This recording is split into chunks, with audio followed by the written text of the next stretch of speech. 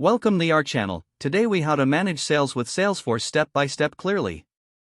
Open Salesforce and log into your account. Navigate to the Sales tab on the dashboard. Familiarize yourself with the layout of the Sales dashboard.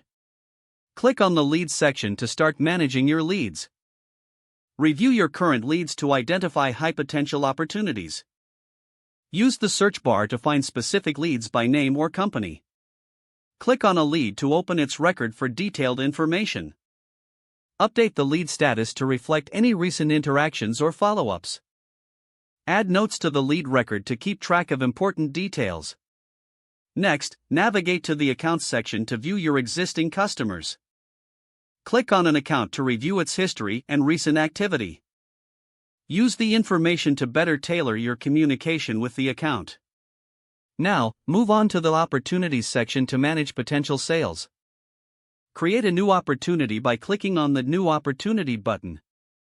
Enter relevant details such as opportunity name, amount, and close date. Associate the opportunity with the corresponding account or lead. Set the stage for the opportunity to track its progress. Regularly update the opportunity status as it moves through the sales pipeline. Utilize the forecasting feature to predict future sales. Next, access the Reports section to analyze your sales data. Choose relevant metrics to evaluate your sales performance. Generate custom reports to gain insights into individual and team performance.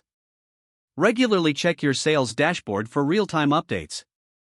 Make adjustments to your strategy based on insights from your reports. Engage with your team using chatter for real-time communication on sales. Leverage any integrations to enhance functionality and productivity. Schedule regular reviews of your sales activities and strategies. With consistent usage, Salesforce will become your go-to tool for managing sales effectively. Don't forget to like this video and subscribe to our channel for more step-by-step tech guides.